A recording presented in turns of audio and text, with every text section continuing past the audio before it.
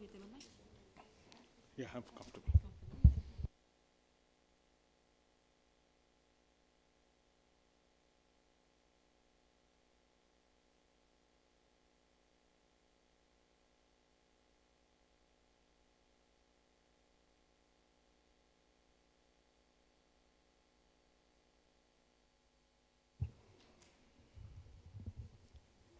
All right, good afternoon, everyone.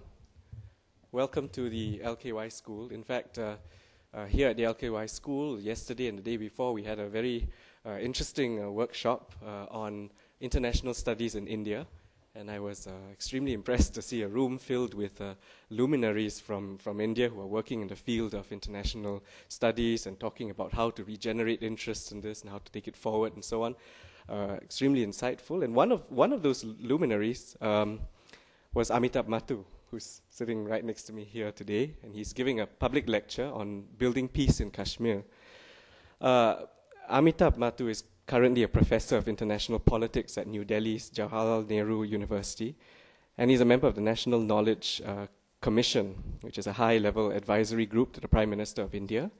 Up until last year, in December, he was the Vice-Chancellor of the University of Jammu. He served on the Governing Council of Bhagwash and is a director of the India-Afghanistan Foundation. Professor Mattoo was, until recently, a member of India's National Security Council's Advisory Board and was also a member of the task force constituted by Indian Prime Minister Manmohan Singh on global strategic developments. Now, the task force examined various aspects of global trends in strategic affairs and their implications for India. Professor Mattoo had his early education in Burnhall School in Srinagar and the Jawaharlal Nehru University. He earned a DPhil in the international relations from the University of Oxford, and has been a visiting professor at Stanford, Notre Dame, the University of Illinois at Urbana-Champaign, and he has been chairperson of the Center for International Politics, Organization and Disarmament at JNU. Recognizing his contribution to education, the President of India honored him on the occasion of the Republic Day in 2008. So please, will you join me in welcoming Professor Mattoo?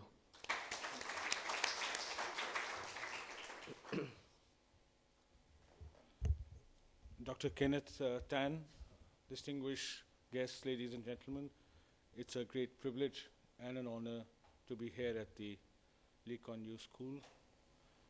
May I also thank in absentia Dean Kishore Mahbubani for the courtesies that he's extended to us over the last 3 days. I thought what I'll do is speak for about 20, 25 minutes, 30 minutes, and then we can have a discussion, depending on how interested you are in the subject. And one of the reasons I thought, one of the ways to begin this presentation is actually looking at some of the recent news stories on Jammu and Kashmir, or where Kashmir has figured.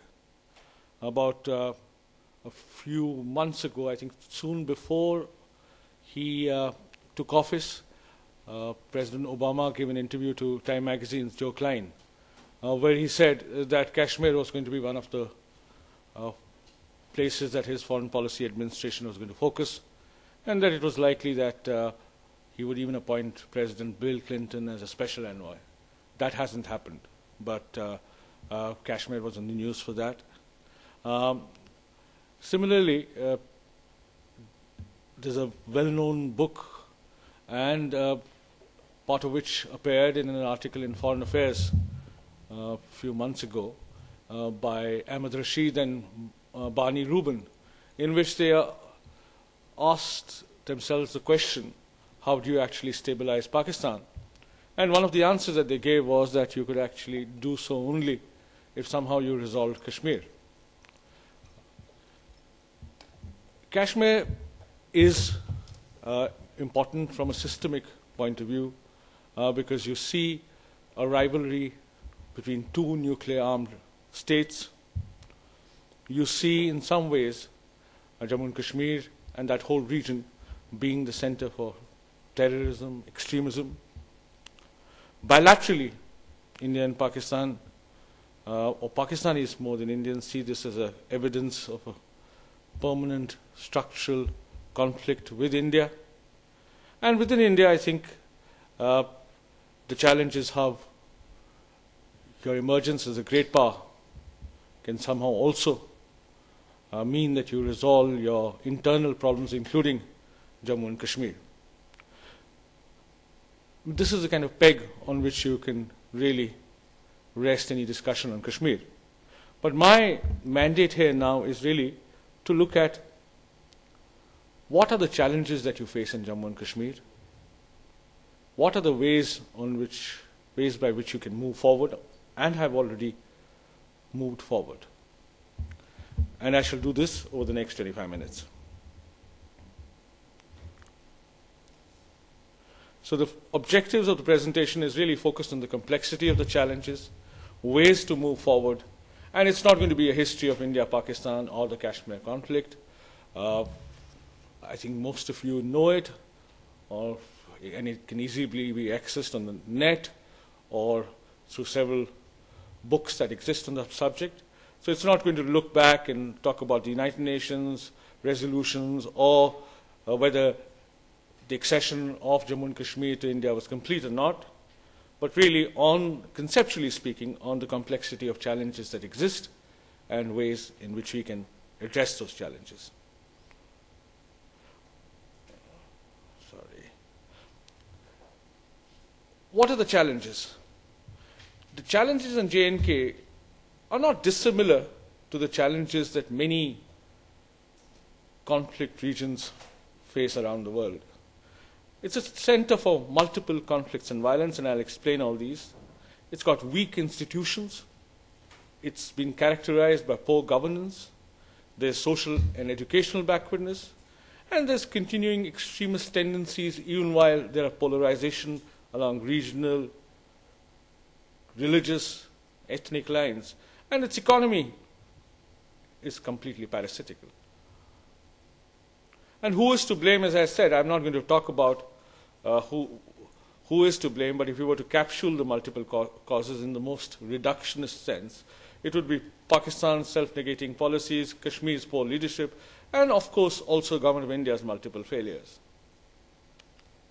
And when we talk about multiple conflicts, often it's, and even in the most sophisticated of journals or academic writings, Kashmir is really presented as a center of, as I said, the new studies talk about it as only in terms of India-Pakistan terms. But the multiplicity of conflicts that exist, the New Delhi-Islamabad axis is only one part of the complexity of conflicts. There is, in the valley, a latent conflict between Kashmiri Pandits and Kashmiri Muslims. I'm a Kashmiri Pandit, but there are very few left in the valley. Most of them have had to leave because of the militancy and violence that Jammu and Kashmir was gripped with for over 20 years. Jammu Kashmir is more than just a valley. It's got Jammu, which is predominantly Hindu. The valley is predominantly Muslim, and Leh, which is predominantly Buddhist. Or not predominantly, but it has a majority Buddhist population. So you have tensions between Jammu and Kashmir. You have tensions between Ladakh, the capital of which is Leh, and Jammu. You have a tension between Leh and Kashmir. And of course, there is severe tension between New Delhi and Kashmir, and increasingly between New Delhi and Jammu and New Delhi and Ladakh, as was evidenced by the severe tensions that the state experienced, especially Jammu, and Ladakh has done so periodically over the last 10, 15 years. And finally, of course, there is the India-Pakistan, the New Delhi-Islamabad tension, which has, as you know, resulted in a cycle of violence, terrorism, refugees, civilian casualties, leading to further alienation, regional and religious polarization, and leading to violence and terrorism again. So this vicious cycle has really existed over the last 20, 22 years. When we talk about weak institutions, just to expand on the bullet points, You have local bodies which are really stunted. Grassroots institutions of governance are not strong enough. The civil society is still weak. Educational institutions remain substandard. And other democratic institutions are still not strong. Poor governance. It's the second most corrupt state in Jammu, in India. The public delivery systems have been inadequate, and there's a gradual lack of faith in the system. Again, in terms of educational and social backwardness, low literacy levels, much less than national Indian average, high educated unemployment, and low on the Human Development Index. In terms of growing extremism, Jammu and Kashmir was known for its Sufi Islam.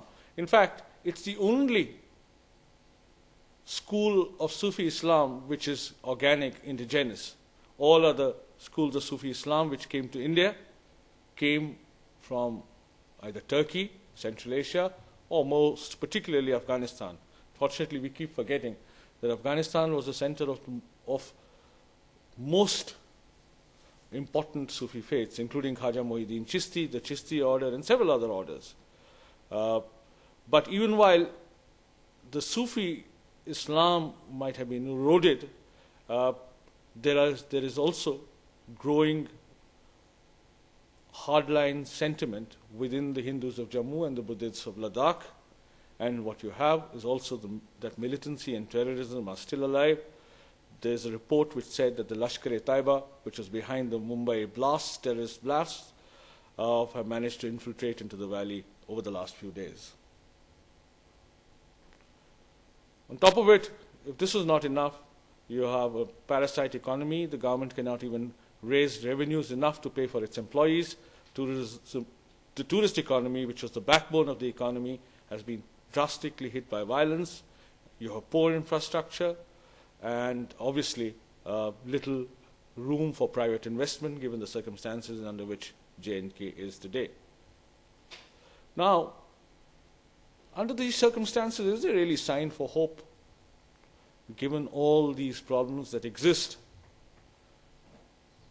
in terms of the politics, in terms of the economy, in terms of the society?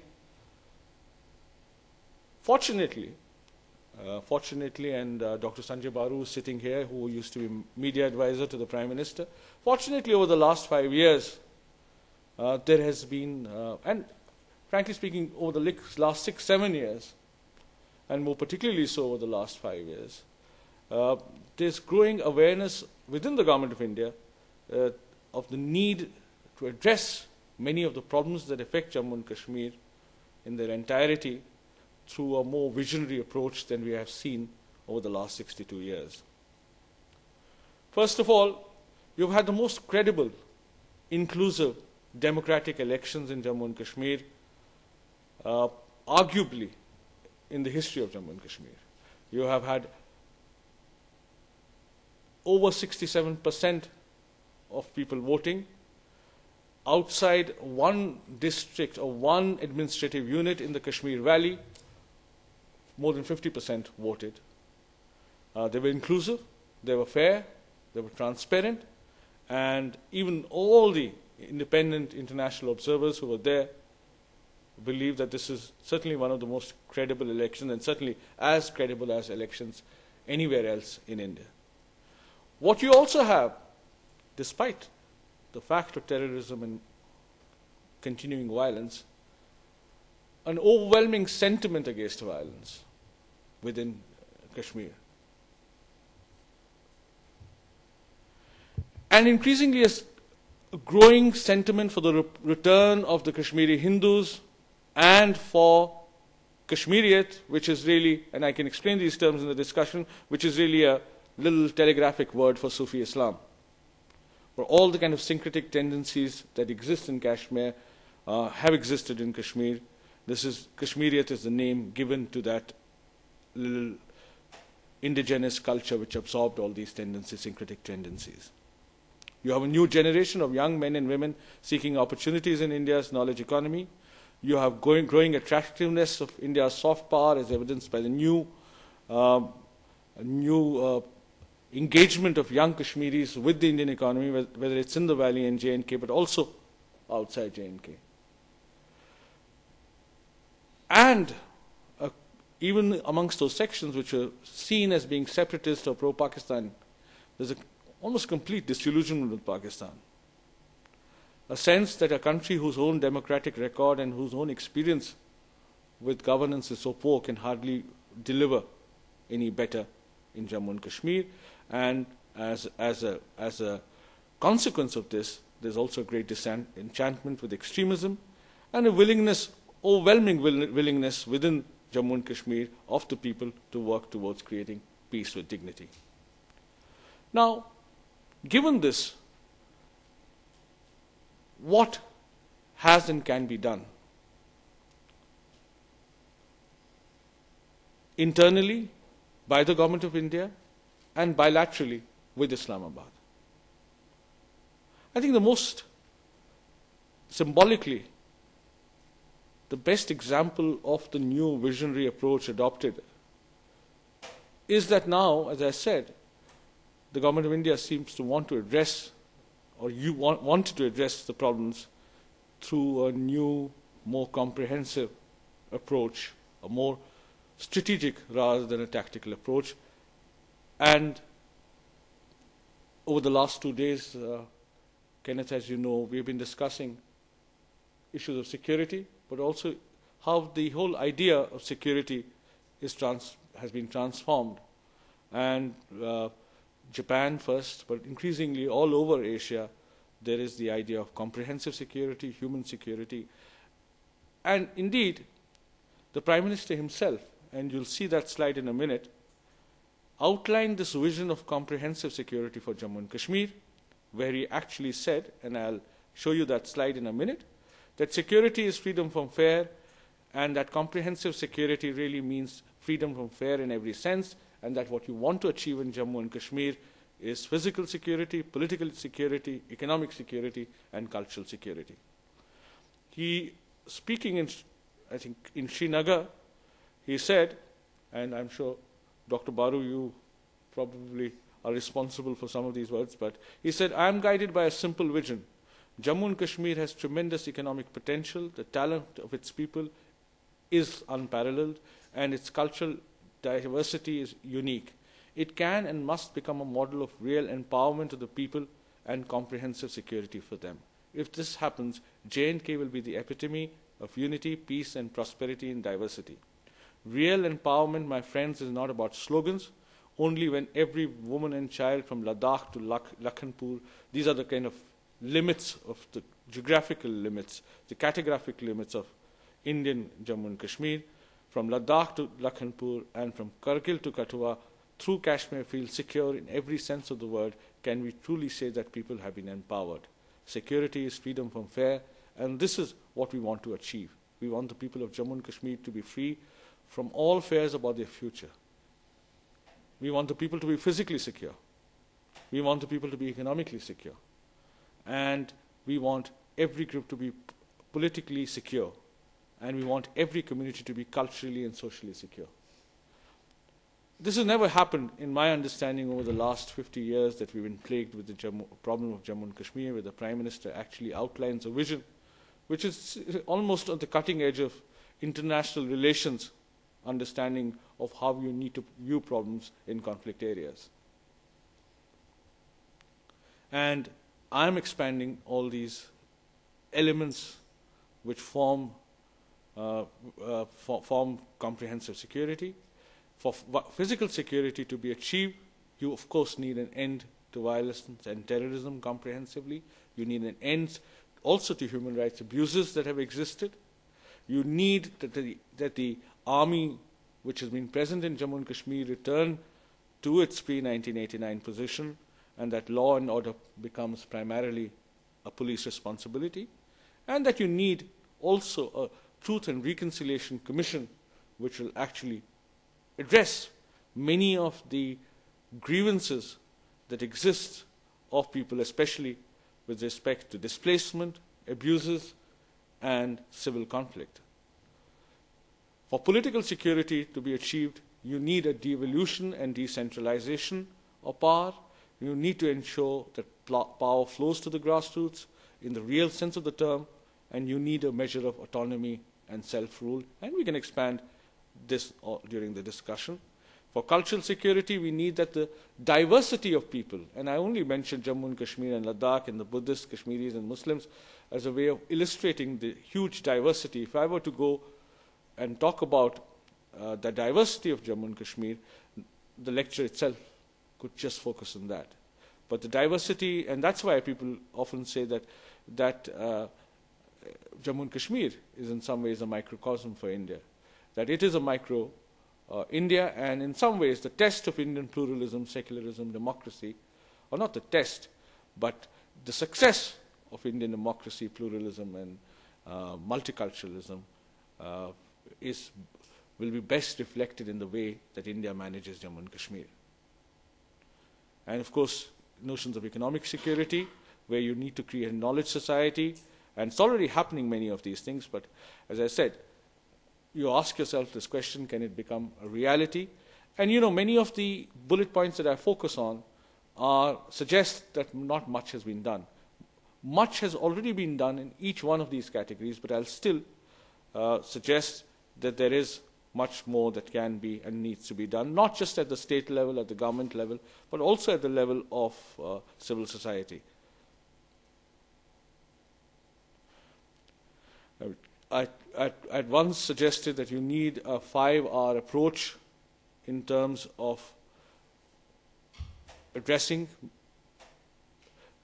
many of the conflicts. You need a reconciliation between all the stakeholders, because the conflicts are not just, as I said, either state-driven or even neither state-to-state nor even state-driven. So you need a reconciliation between all the different groups that inhabit Jammu and Kashmir. You need a revival of the composite culture of pluralism. You need a rehabilitation of all the people who have been displaced from Jammu and Kashmir. And of course, you need a reconstruction of the economy and restoration of faith in the systems of governance. Incidentally, this may not be the best time to suggest it, but the most intrusive, progressive, and well-defined right to information exists in India, and that's been expanded to Jammu and Kashmir, where every individual or organization can actually demand information from the government or any kind of autonomous organization, and that government or that authority in the public, in the autonomous institution, has to comply within a certain amount of time. And you can even ask, why have I not? I know this may not be the time to say this, but I was about to say this is not the place to say it, but I can even demand, why was I not being made professor? And the Vice-Chancellor, the President of the university, will be obliged to actually show me the meetings of the selection committee. In some ways, people could argue that this is compromising on the sanctity. But given the huge liberating effect and the great empowerment that this has led to, I think it's worth it. And Jammu and Kashmir, it's happened. So you can actually demand information of a variety of kinds which will be truly empowering. And it's been extended about 2 weeks ago to Jammu and Kashmir. But this is only one example of the manner in which there's at least an attempt at restoring faith in the systems of governance. You obviously need multiple reconciliations within the Kashmir Valley between Pandits and Muslims, within the state between the Buddhists, Muslims, and the Dogras of Jammu, the Hindu Dogras of Jammu, but also between the regions and the sub-regions. You need a reconciliation between New Delhi and Srinagar and Jammu and Ladakh, and you need a reconciliation between across the line of control which divides the two Jammu and Kashmirs, one with Pakistan and one with India, and of course you need a final reconciliation between India and Pakistan.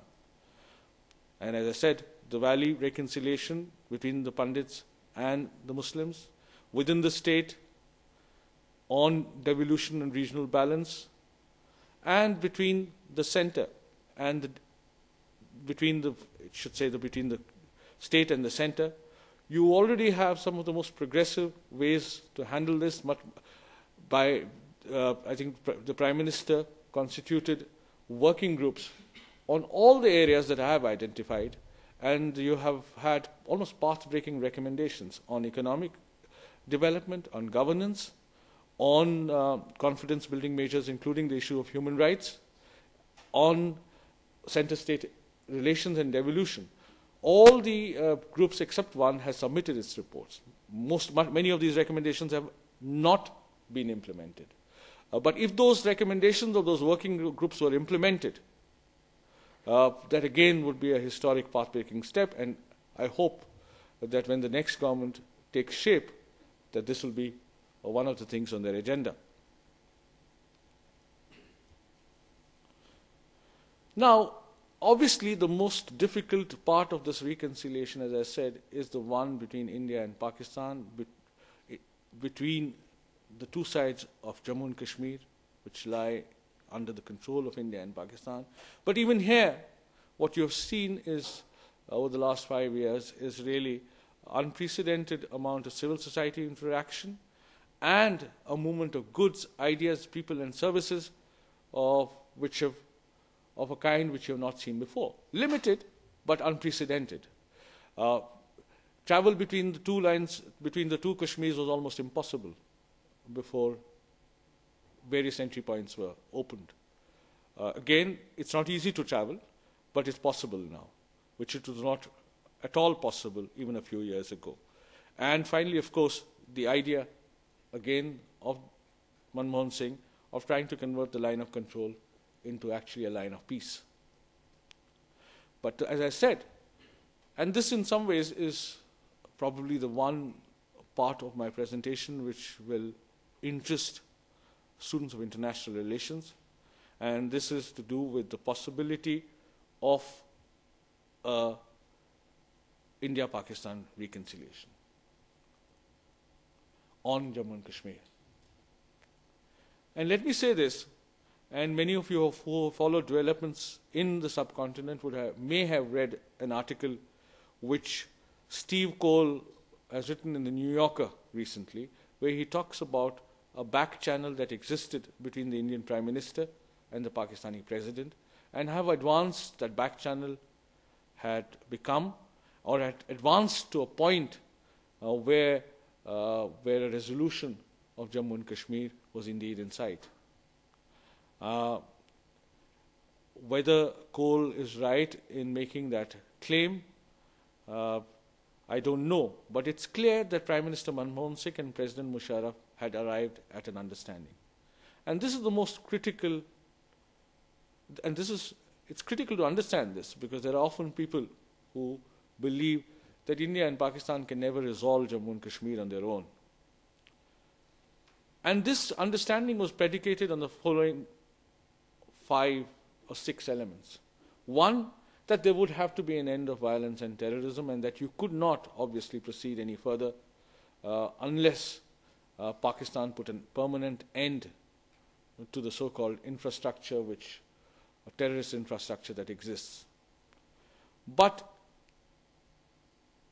once that happened, you could have the line of control becoming a true line of peace, where there would be a freedom, or where there could be a free movement of ideas, goods, services, and there would be an irrelevance of that so-called border that exists between the two Kashmirs. And that both sides of Jammu and Kashmir, there would be a devolution of power, there would be a significant decentralization on the Indian side of J&K and on the Pakistan side of J&K, and that in order to ensure that there's greater cooperation and maximum utilization of natural resources, optimal utilization of natural resources, you could have consultative mechanisms in areas like water, tourism, transport, and even the possibility of a supranational body to supervise and oversee this cooperation was thought of. In other words, the leaders far ahead of the bureaucracies or even academics, and certainly of the establishments, had thought of a virtual reunification of Jammu and Kashmir without any explicit erosion of political sovereignty. The issue is, can Pakistan be trusted? Is Pakistan willing to confront the Frankenstein it has created? The fact that the the fact that understanding did not translate into reality, one of the reasons was, of course, that both leaders, and that I think Cole has got it right, that both India and Pakistan needed time to actually convince their domestic constituencies to build a certain support base. And while the two leaders were doing that, Musharraf's position became so untenable and weak that his own foreign minister advised him not to have a summit meeting, according to Cole, because the danger of a summit meeting which resulted in agreement on Kashmir but led to a revolt in Pakistan or a public outrage in Pakistan meant that all the work that had been done by the back channel or the chemistry that had been developed between the two leaders would be lost. So Kasuri and Musharraf both decided that the time was not ripe, opportune to actually arrive at a settlement. And of course, within India itself, the consensus had not been created. The Prime Minister was still in the process of convincing his own party, leave alone, the BJP would have to be consulted given its own kind of strident opposition on such issues, which of course it does so only in opposition.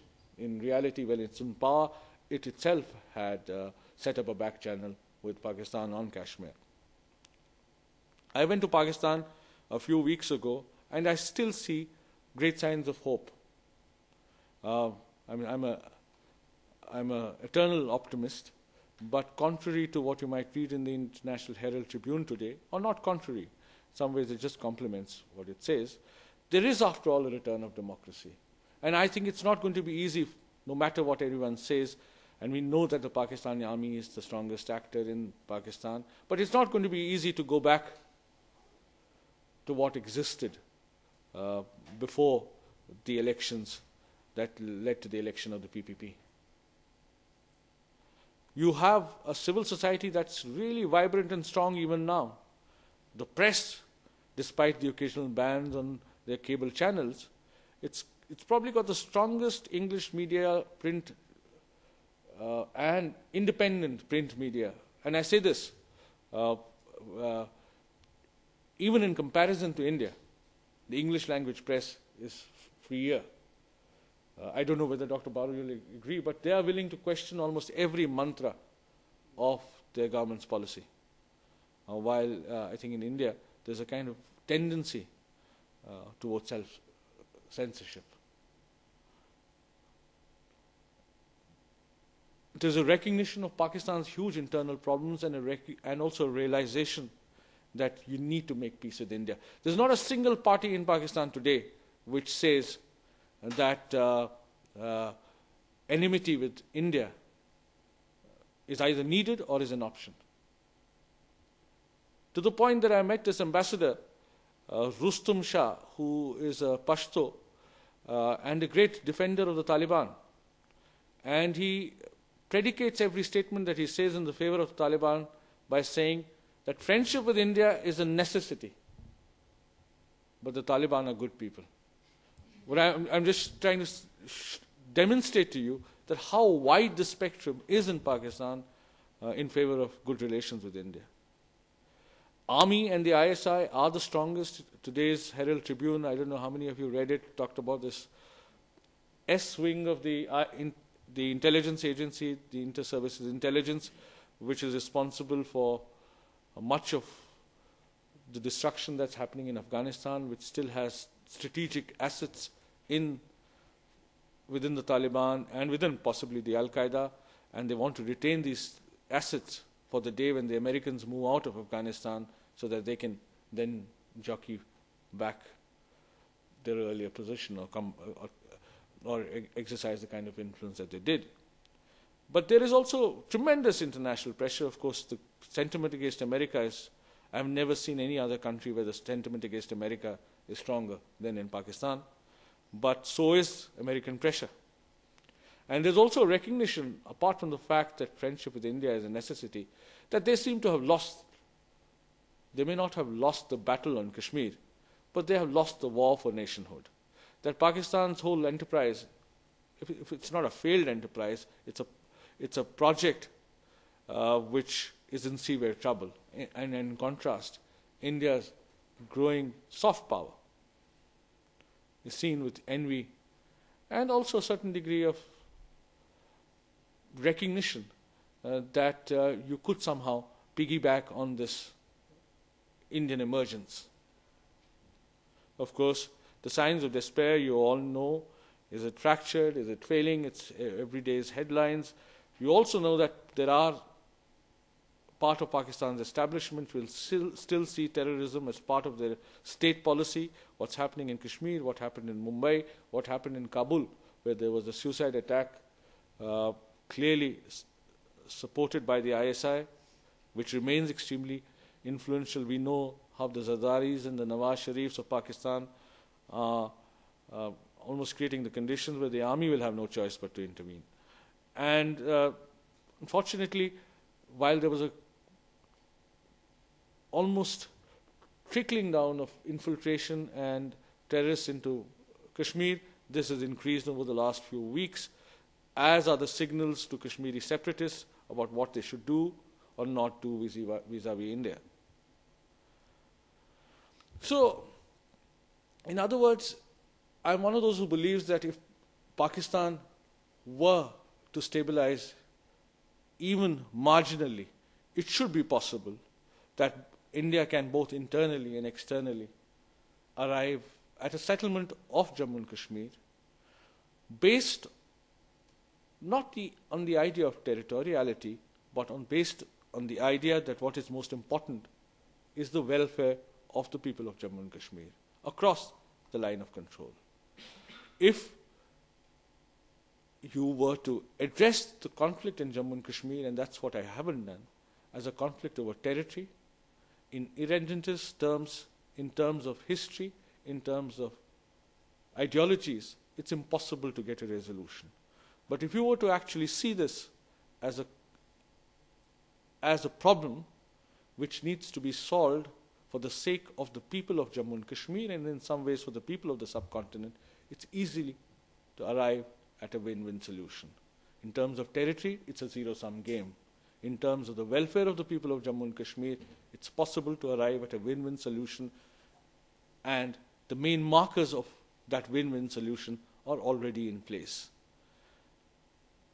It was, I think, one of the emperors, Mughal emperors, who once he went to the valley, said in Persian or Dari, that if there's a paradise on earth, it's here, it's here, it's here. I think it said, Agar Firdaus Barwe Zami ast, Hami asto, Hami asto, Hami asto. But now people say that if Jahangir were to come back, he would say, Agar Jahannam, which is the word for hell, exists anywhere, or if we did 10 years ago. Now, will we have a more perfect union in J&K, Jannat or Jahannam by 2020? I think what you have are the possibilities of actually recreating that paradise if we ensure the following. That you continue the dialogue. In fact, I would say that you have to even continue the dialogue with Pakistan no matter what Pakistan continues to do. Because Pakistan today, as we know, has multiple centers of power. You need to keep strengthening those centers of power which at least believe in friendship with India. You may not want to talk, or you may want to continue to put pressure on those elements which keep on subverting your dialogue or which still see terrorism as an instrument. But you need to continue that dialogue. You need to continue the dialogue internally. You need to revive the strong traditional culture of pluralism and tolerance.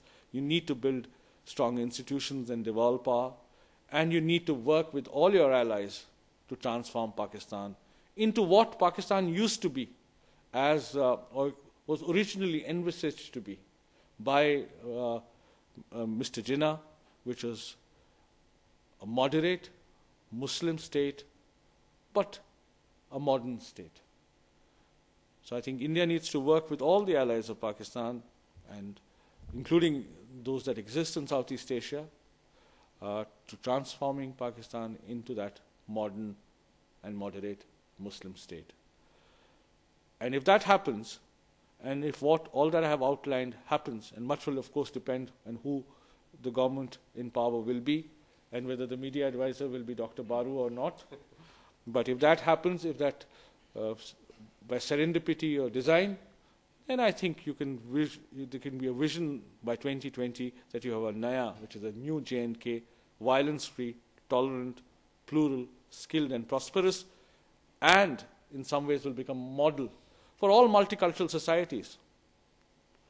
And maybe you can then come back to India and to J&K and take lessons for Singapore from Jammu and Kashmir, God willing. Thank you.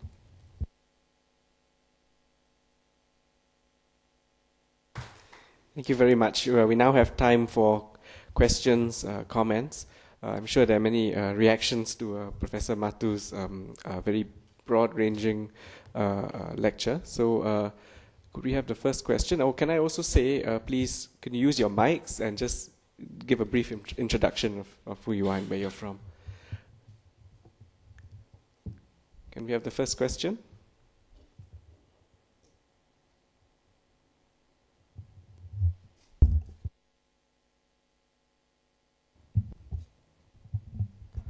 My name is Gopi Ratnaraj. I'm a faculty member at the LKYSPP School. Professor Mattoo, I was a bit puzzled that you failed to touch upon two issues which lies at the core of the conflict. One is the founding ideology of Pakistan and India. Do you mean to say that Pakistan is going to give up on its ideology in pursuit of peace in Jammu and Kashmir? And the second question is, you also didn't provide sufficient indication about what would be the Army's role in the reconciliation initiative with India on Jammu and Kashmir issue. You know, that ideology is history. It's dead. The belief that Hindus and Muslims cannot live together and that you need a separate nation called Pakistan has been defeated. It was defeated several years ago. But today you have, I mean, I don't need to say this to you, you know this better than I do, that you have more Muslims living in India than you do in Pakistan.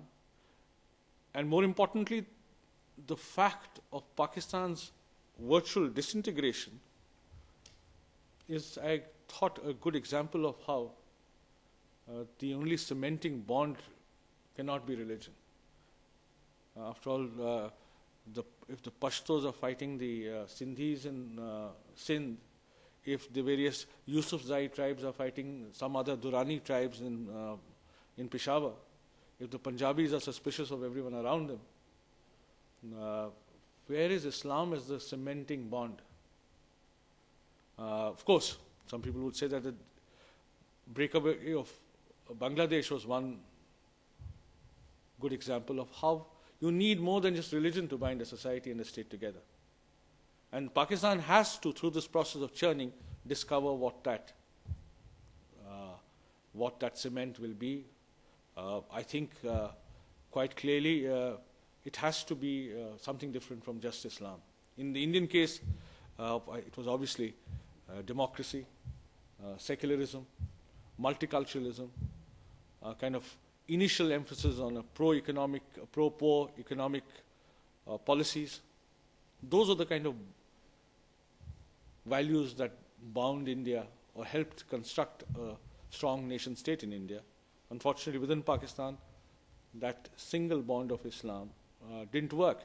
But clearly, Jinnah himself, even while he believed that you needed to have a nation state for Muslims, didn't want it to be an Islamic state. One of the first speeches that he gave after Pakistan was created said, go back to your temples, go back to your churches, go back to your mosques, but let that remain a private, I'm just paraphrasing Jinnah, let that remain a private activity. Religion should have no purpose in public life. Or more critically, Pakistan was created in all the provinces where in some ways Jinnah's Muslim League had little influence. In Frontier province, you had Khan Ghaffar Khan, who was an ally of Gandhi. In Baluchistan, the Baluchi Sardars recognized no one leave alone the Muslim League. In Sindh, you had a Sindhi nationalism, which was at the fore. In Punjab, you had a unionist party. So Pakistan was created really by the Muhajirs, the refugees of UP and Uttar Pradesh and Bihar. Army, of course, you need to create an incentive structure or a sanction structure for the army. And that only, you can only do it in not working with the Americans. The army has to be convinced that they can retain their influence and their primacy even if there is peace with India. I think they have enough problems now on their eastern border for them to recognize that their only raison d'etre need not be hostility towards India.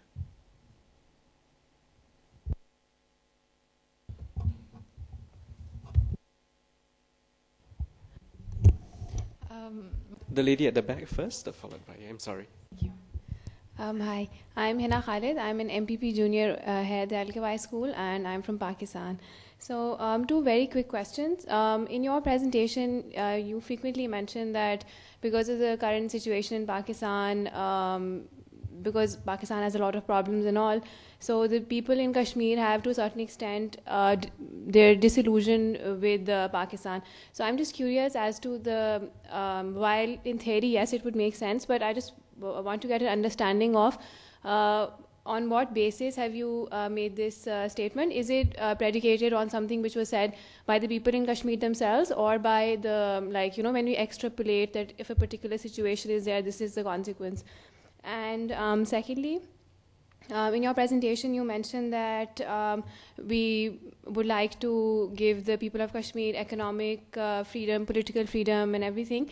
And I'm just curious as to how you would implement, India plans on, if, for example, India is to implement this, so how will this be done without eroding or compromising the like desire for political independence of the people in Kashmir itself? Thank you. One, how did I say, or why did I say that people seem to be disillusioned with Pakistan? The conclusion is drawn from both anecdotal evidence and empirical sources. Anecdotally, I go to Kashmir, I live there part of the time, so that's the anecdotal, but that has no relevance for a good, serious discussion. The empirical evidence was the recent elections. All the pro-Pakistani separatist groups called for a boycott. The boycott didn't happen. So this is just one, but there are several other examples I can give you which seems to demonstrate that there's a great amount of disillusionment. And of course, intuitively, which cannot be discounted, intuitively, any state which, or any people who have a sense of empathy with a certain political system, social system, religious system, will obviously get disillusioned if that political, social, religious system doesn't seem to be working as well as they had thought. So the existing problems would clearly have an impact on what's happening in the Valley of Kashmir. But that's intuitive. The empirical evidence is the elections, and the anecdotal is really, you can discount. The second question was what? I was basically asking, Yeah. The principal question is, what do you mean by freedom? And that's why I said, freedom from if you define it in terms of this idea of comprehensive security, where you are economically, culturally, politically, socially free and empowered, and that you essentially are almost unified, virtually reunified, both sides of Jammu and Kashmir, it will really be tantamount to azadi, without actually addressing hard issues of political sovereignty, which will make it impossible for you to achieve at any kind of negotiated settlement. In other words, it's really the beauty and the magic of the near settlement that happened between Musharraf and Manmohan Singh was that you could create the conditions where the aspirations of the people of Jammu and Kashmir could be fulfilled without hurting the sentiments of either the people in India or the people in Pakistan, or really without compromising on the national security of either India or Pakistan. And that's why, that's why it's important in some ways to to have these kind of out-of-the-box, more imaginative and nuanced ways of looking at what seem to be intractable problems.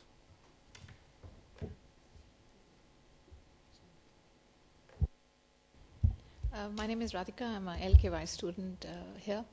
I was just wondering, the point that you made about not viewing the conflict as a territorial conflict, how popular is this? You know, in some senses, you're redefining the problem, and I was wondering how popular this opinion, this view is with the key stakeholders in the conflict. Because if the key stakeholders continue to view it as a territorial conflict, then most of this is not going to work. Could you throw some light on that? You know, someone once, when this dialogue between the Indian Prime Minister and the Pakistani President was happening, someone said to me, the people want peace. The leaders have made peace, but the establishments cannot still adjust to this new reality. Which means the foreign ministries, the bureaucracies, the intelligence agencies still work on old principles. And they are a big stakeholder, the most powerful stakeholder, believe me, both in India and Pakistan. But if you have the political will, determination, and the support, you can overcome that resistance from the establishment. But given that that settlement didn't happen, obviously the establishments are back to where they were. I think the people of Jammu and Kashmir would be very happy with this. Again, intuitive, based on no empirical evidence, but I think they would be happy with the settlement, which gave them the space, which helped them develop this idea of comprehensive security in reality.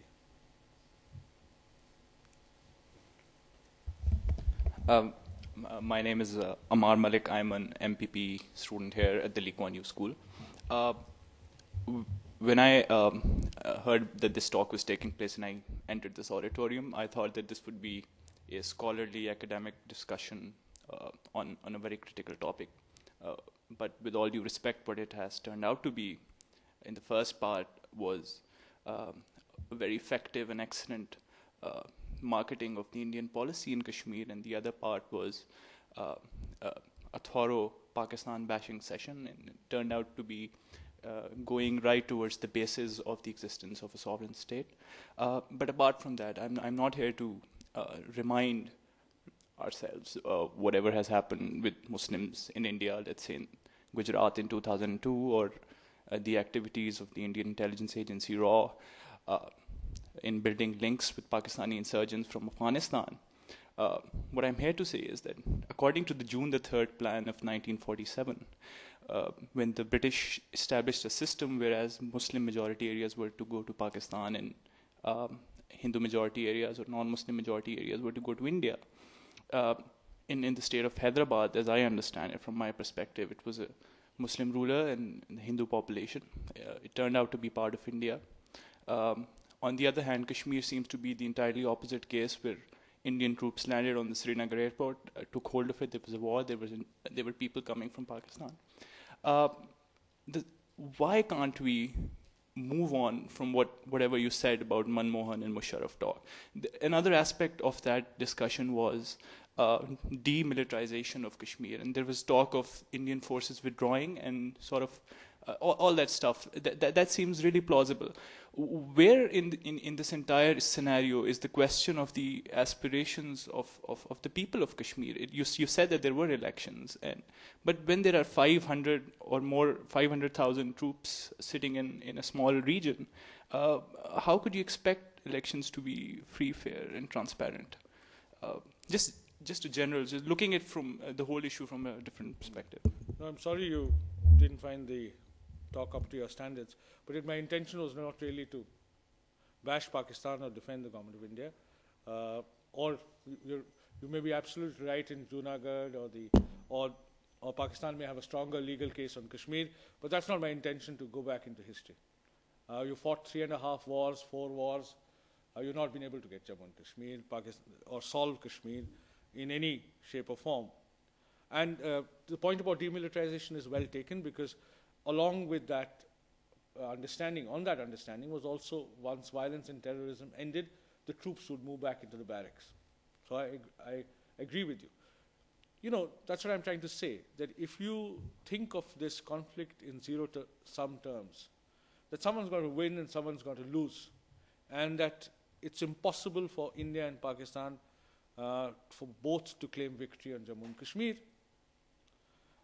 then the only approach is to go back to the kind of approach that you have or others have or the ministries on both sides have.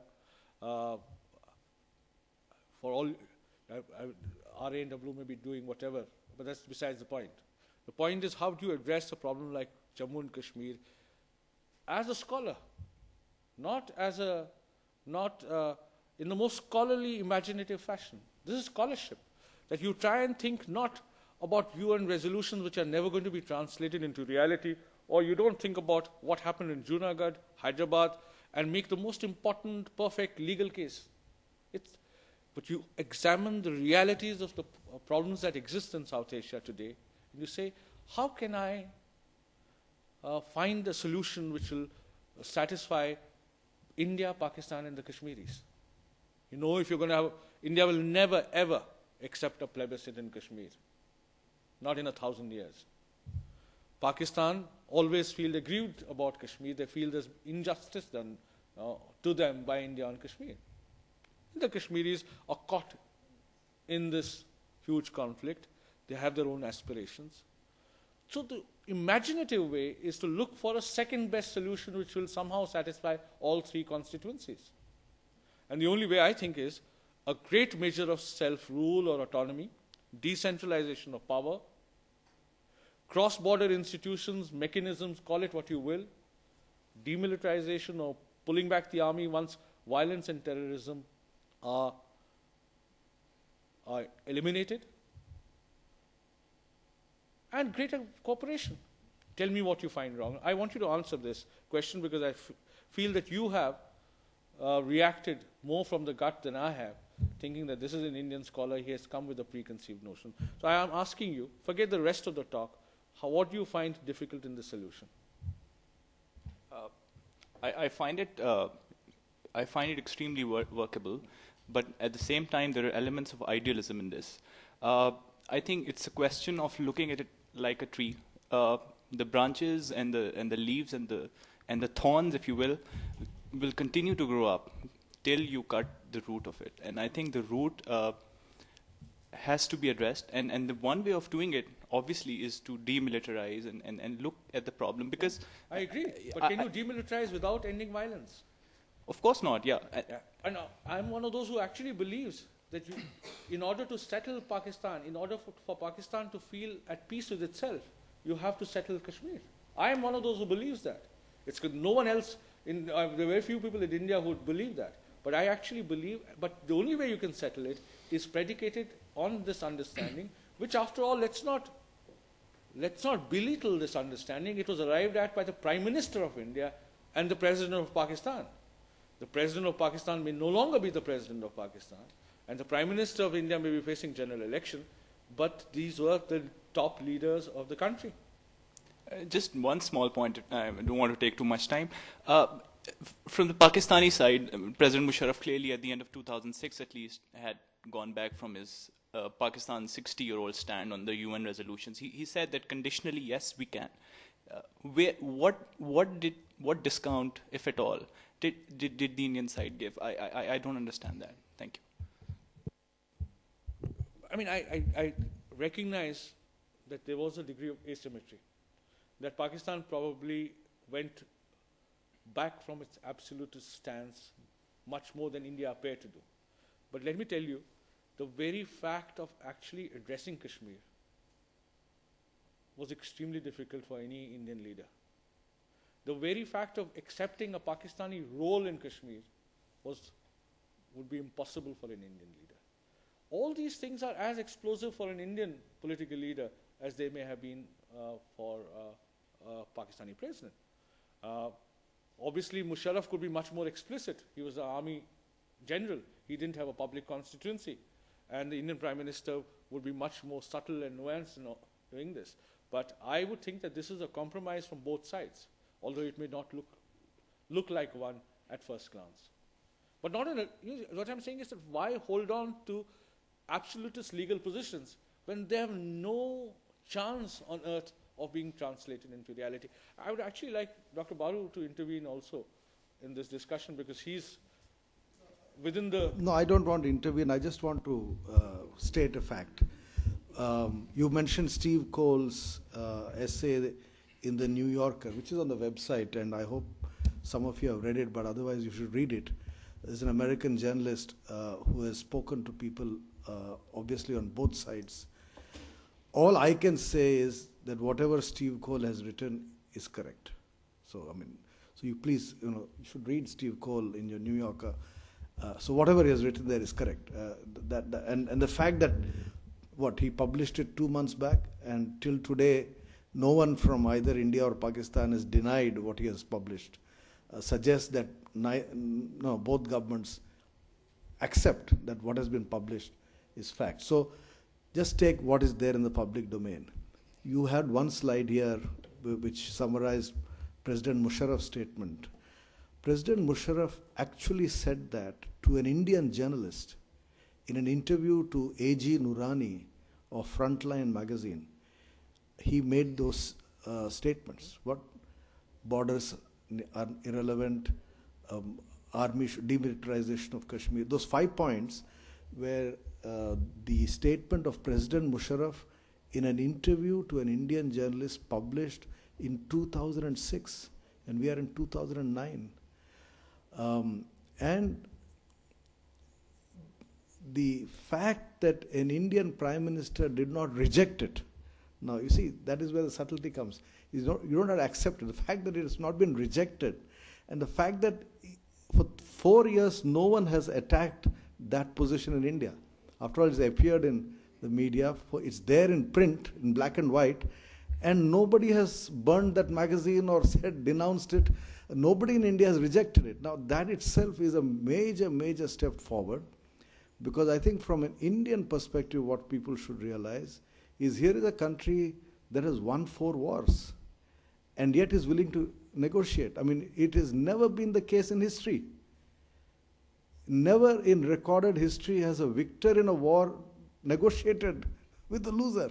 But here is the first time a victor in 4 wars is willing to negotiate. I think that itself is a huge compromise politically. And normally we would have thought that whoever is that prime minister who takes that kind of a position would have been voted out. But so far he has not been.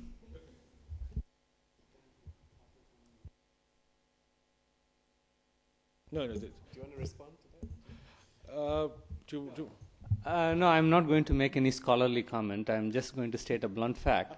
Thing is, this is for the benefit of people who are who come from region outside of South Asia.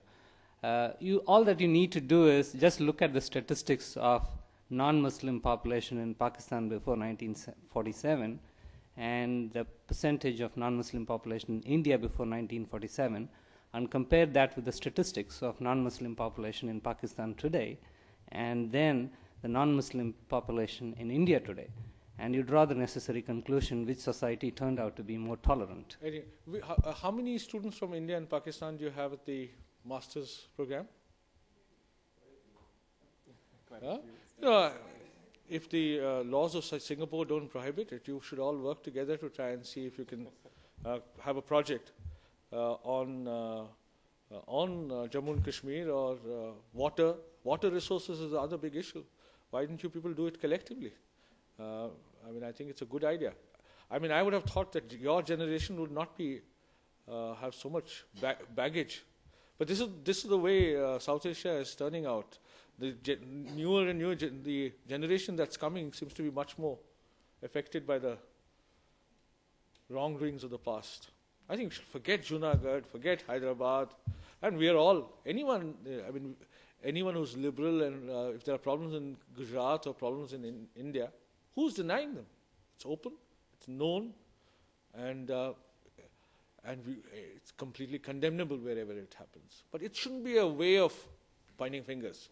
I think we have to address these problems together. If Pakistan is in deep trouble now, I don't think it calls for any rejoicing in India. I certainly believe a tolerant, stable Pakistan, a strong Pakistan, and a Pakistan with nuclear weapons is certainly strong and should have no existentialist dilemmas that way, is in India's interest.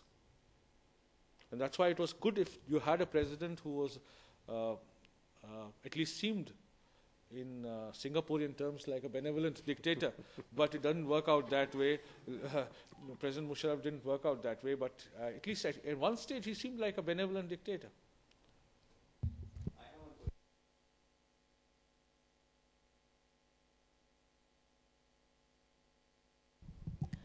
Thanks, Amitabh. I think that was a very interesting presentation. I'm Rajshri Jaitley from the Institute of South Asian Studies. I agree with you. I think there are many signs of hope in Kashmir. There's just one aspect that I thought you could probably throw some more light on, and that is this so-called Talibanization of Pakistan. I think it's a huge problem. Pakistan, with all its problems, I think this is the one thing that could actually get it. The nature of terrorism has sort of changed, and then in the last few years you see that the face of terror is actually now even pointing inwards. So it's a huge problem, and any big problem in Pakistan is likely to have very grave implications even for us. With Kashmir being very vulnerable and susceptible to this, I mean, for a very long time, how big do you see this, or how big an impact could this have in the future? In terms of the revival of militancy again in Kashmir. So even if we sort of went ahead a few steps, could this be something that could pull it back? So, what you can have in Kashmir, or what you can have anywhere in South Asia, this could be acts of terrorism. But what you can't have now, or at least this is my not just gut feeling, but at least my argument, reasoned argument, I hope, that you can't have an insurgency. In other words, you cannot have a situation in which there will be the Taliban will be welcomed, or any kind of extremist ideology will find roots in Kashmir. But acts of terrorism, you need two individuals to perpetrate an act of terrorism. I think. And frankly speaking, when I went to Pakistan, I feel that there's a great realization within Pakistan, within even those elements in Pakistan which I said were traditionally hostile towards India, and with good reason, I imagine, of the deep internal problems that exist. After all, Swat is how many kilometers from Islamabad or Lahore? 300. And from Lahore? Twice that. Okay. The feeling that you had, but Swat was seen as a conservative, but a very tolerant society. Not everyone is happy with the compromise that the government has made with Maulana Fazlullah. There are others who think that that was the only choice, that you have to make a distinction between those who are devout Muslims demanding a return of the Sharia, or demanding that Sharia be enforced, and those who are perpetrators of violence. But there are others who say even if you have to do that, you should do it from a position of strength. That even if you have to do it in Afghanistan, make a distinction between the good Taliban and the bad Taliban, do it from a position of strength. But in Swat, you did it from a position of complete weakness. But look at the complexity of the situation. The prime movers of a compromise on Pakistan were not, of compromise in Swat, were not the mainstream parties or even the religious parties. It was Badshah Khan's party which demanded that this be imposed. So you have very delicate, fragile situation, not just in Swat. Of course, we know the situation as it exists or obtains in the frontier province or Balochistan. Much will depend on the manner in which Pakistan addresses these problems over the next few months. And I don't know whether Obama has a real plan. As I said, I think one of the important reasons where Pakistani scholars seem to suggest for the Talibanization of parts of Pakistan is the presence of the Americans. It's a simplistic, reductionist. They say कि सब कुछ ठीक हो जाता है, everything would be okay if the Americans were to leave. But that's not going to happen. So it's a fragile, very delicate situation. What should India do? That's the kind of question. Yeah, my name is Sanjeev Shah. I used to be a student at LKY. This is a hypothetical question, but I'd like your considered answer on this question. What if Pakistan and India were not divided in 1947? What would India look like today?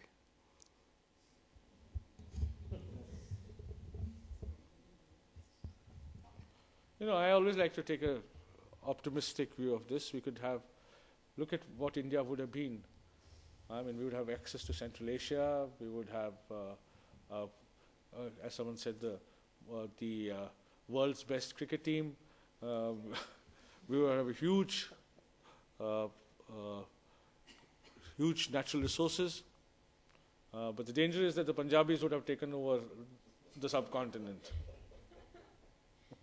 No, I don't know. You know, this is a thought experiment which I haven't conducted. But I would like to believe that communal relations would be less fragile than they are, not just in Pakistan, but in India as well. And in an opinion survey carried out in Pakistan by Newsline magazine several years ago, said that Pakistani Muslims thought that the Muslims of the subcontinent would have been better off. And that included Muslims in Pakistan, if Pakistan had not been partitioned. If you look at the work of Aisha Jalal, so that we can do our Pakistani friend feels that there is some kind of mea culpa here as well, they feel that Jinnah really didn't want a separate state in Pakistan, and that the Congress leadership forced him. He had actually done it only as a way of bargaining a better deal for Muslims in India, in a more federal India. But in Shimla, when Wavell came, Nehru did not accept that. So if you had a more federal, decentralized India with a combination of what Gandhi's vision was and some of Nehru's progressive policies, and Jinnah also going back to being an ambassador of Hindu-Muslim unity, which he was before he founded the Muslim League, you may have had a India or a South Asia which wouldn't have to go through so many troubles. What do you say? Was a partition a mistake? Okay. You're speaking from the gut. We better move on, actually. So.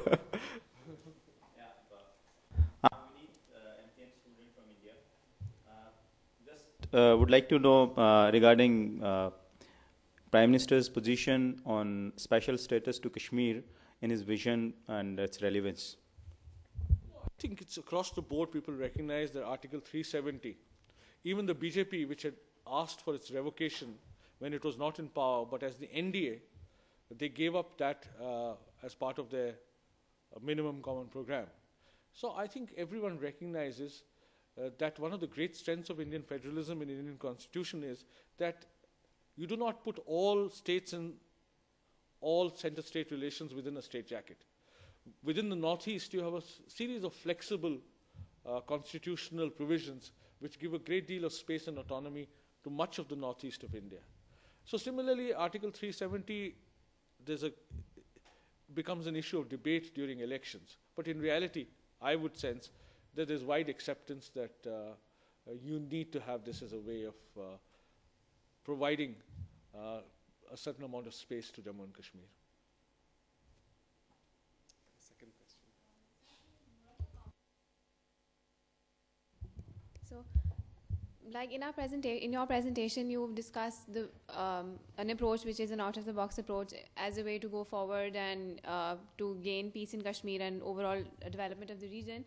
But, sir, I feel that approaching that, actually going towards peace in Kashmir is something which cannot be achieved until and unless the relations between India and Pakistan stabilize and both countries stop eyeing one another with distrust. And in the event, for example, I'm not pointing any fingers here, but in the event of the Mumbai blast that happened, the first reaction was that they were from Pakistan and all, which was not a very good way to go about it, because that in a sense creates a lot of resentment and hostility, and any progress that has happened, it actually goes back to ground zero. So in that sense, I think that until and unless leaders from both countries become more mature, maybe, in a sense to deal with situations in a much better manner, we cannot proceed with the Kashmir issue? You know, you're speaking the words of the government of India. That's what many within the government of India often argue. But it's also built on two different approaches. That you either solve the less difficult problems first and then address the more complex, the more difficult issues later. This was the approach that India had with China. They don't address the boundary question first, normalize relations, build confidence, generate trust, and then address an issue which has caused tension or war. But I think Pakistan feels so strongly about the Kashmir issue that they feel that progress on Kashmir, that unless there is progress on Kashmir, they cannot normalize relations with India. I mean, at least this is the sense that I got, and this was, I think, given that there was such a strong feeling in Pakistan, I think India decided to actually address Kashmir along with the other issues like Sir Creek or Wooler or Siachen. Naturally, I mean, I think the natural tendency is to move from the less difficult to the more difficult. But these are two different approaches. Any more questions? Hi, I enjoyed your talk very much. I'm Sanjana from India. I'm curious to know what your opinion is on the new Abdullah administration engaging in the Valley, how that's going to change the relationship with the state, with New Delhi as well as with Islamabad. Do you see any paradigm changes in the foreign policy approach and its internal approach? I don't think in terms of foreign policy there would be a major role that Mr. Omar Abdullah would play. But I think he's a young, modern, widely traveled, technologically savvy person, so someone like all of you.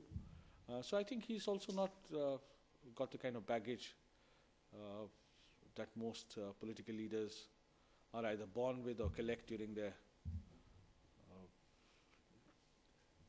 years of becoming, years trying to become a political leader. However, you know, the heat and dust of Indian politics can scar the most innocent soul. So we have to wait and watch. I think it's early days. And in any case, I think to be a real, genuine, masked political leader requires much more than just being intelligent, innocent, technologically savvy. So let us see.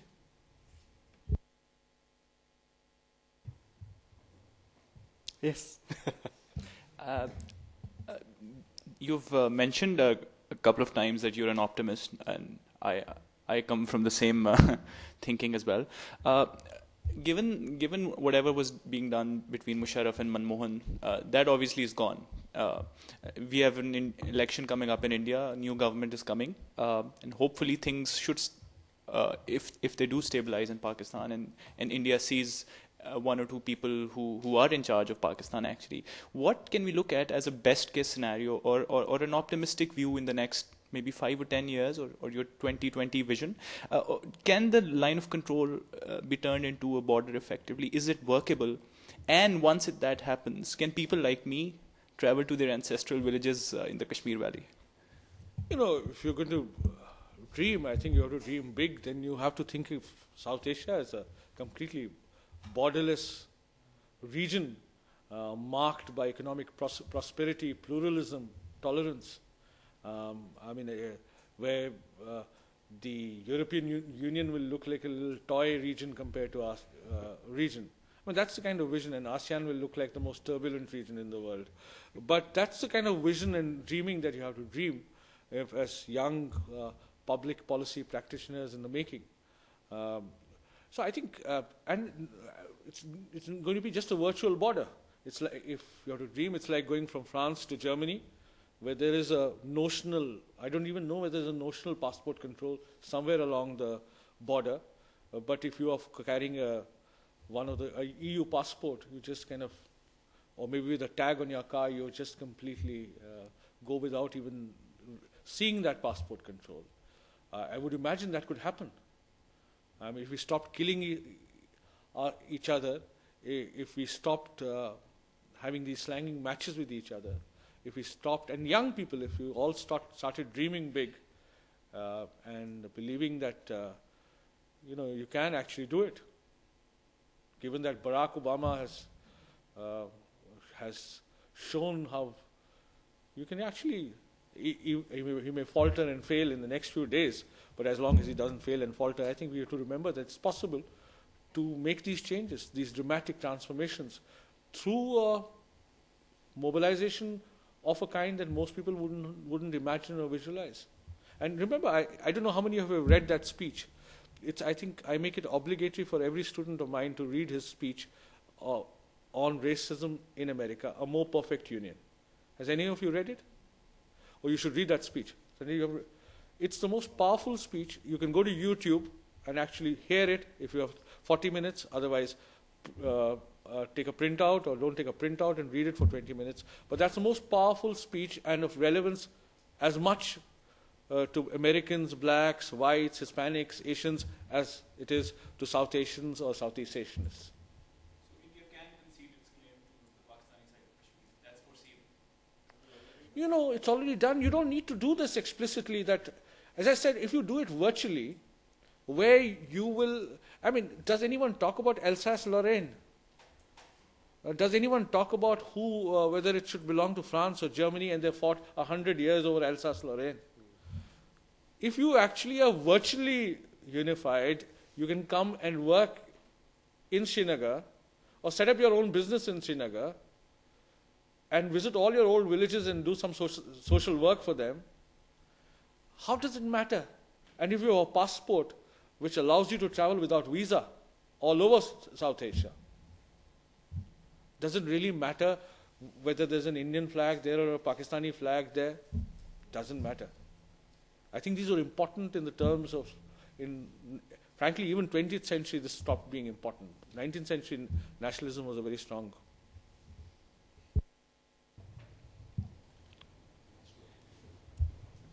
Professor Mattoo, I would agree with your comment about English journalism in Pakistan.